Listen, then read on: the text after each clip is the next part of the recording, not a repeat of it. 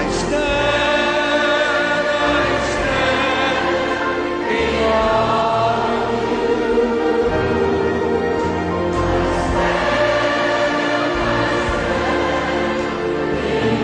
He is one of the most popular personalities in the evangelical world. Tonight is your night for a miracle.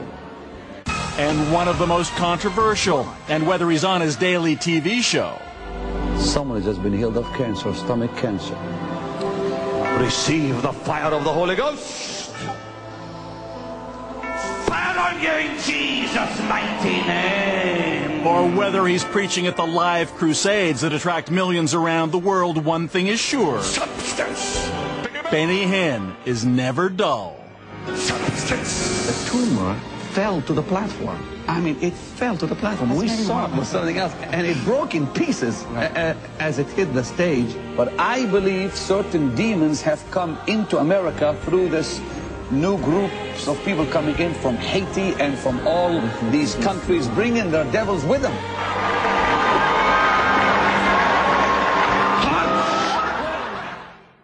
Showman, salesman, businessman, Benny Hinn has built himself into a kind of one-man multinational religious conglomerate. It's estimated his ministry brings in more than $200 million a year, mostly based on his pledge that you will be healed if you have enough faith, and especially if you attend his crusades. 4 years ago, we took our hidden cameras inside Benny Hinn's organization. Tonight, we'll tell you what's happened to him since. But our story isn't only about the man who promises miracles, but also about a remarkable little girl who was looking for one. Step out of your sickness, step out of your disease, and come into deliverance. He calls them Miracle Crusades, and as always, Benny Hinn's appearance 4 years ago in Calgary was a finely tuned event. Cancer cannot stand in the presence of the Holy Ghost. Cancer is only a name, but there's a higher name than cancer. That's Jesus. It all builds towards the miracle healing that Hinn maintains is channeled from God through him. The healing everyone here is waiting for. Fire on ya! Fire! Malbacoremelo. What you see on TV are the lucky ones allowed up on stage. But we found out how those people who actually meet Benny Hinn are chosen. We interviewed a man who saw those miracle crusades firsthand as one of Pastor Benny's security detail. He agreed to talk with us if we disguised his identity. We called him Andrew. How do they pick the ones they want to go on stage at that point? They have staff members that go through and give them a quick interview. And they'll ask them, what's wrong with you? Oh, I've had rheumatoid arthritis of my left shoulder. I can't lift it. All of a sudden, can you lift your shoulder? Because if you can't lift your shoulder, you can't go on stage.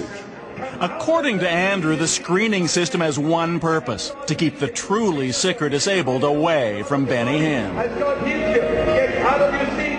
Those people are never allowed near the stage. In our original broadcast, viewers were captivated by a mother and daughter we met in the stands at the Calgary Crusade.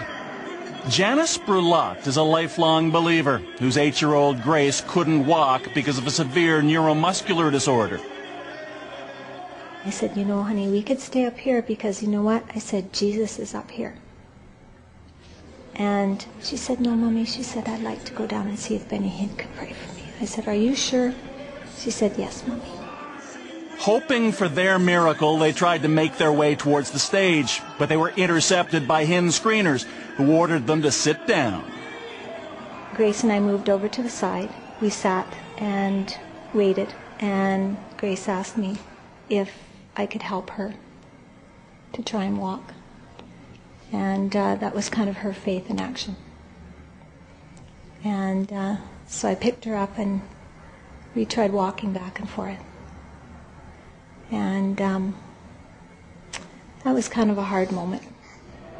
We caught up with Janice and Grace as they fled from the arena, their hopes of a miracle, even a prayer from Pastor Benny, now gone. It just kept saying, is she healed, and like there was such a big rush, yeah. And what can I say, she just wanted pray for it.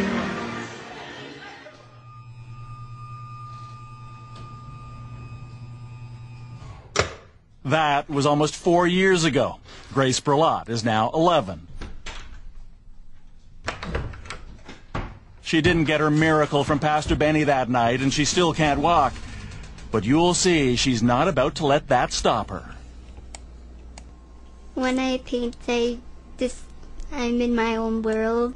I just like doing artistic things. I like doing scenery. It's my favorite thing to do, because our house has lots of windows so we can see outside, so I always get ideas. She's a budding artist, but that's not all. It's no wonder friends and family call her Amazing Grace.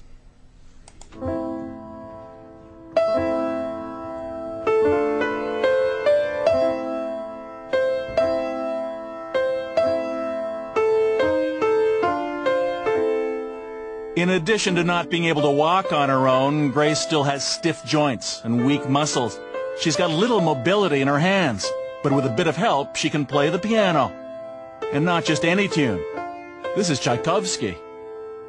She said, "Mommy, I'd like to take piano lessons." And I said, "Oh, I don't know, hon," because I was a little bit worried that she might be disappointed, because her hands are such that they're not like our hands. Her fingers don't work like our fingers, and her arm joints are rigid, and so I just wasn't sure how it was going to work.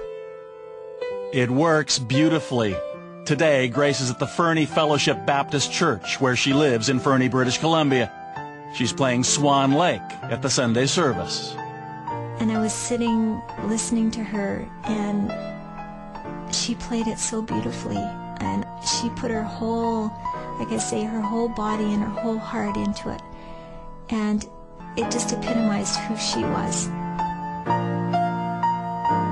You know, a little swan who was gray and seemingly ugly and not very popular with the flock, and little ugly duckling developed into a beautiful white swan and was loved and accepted by everyone after that.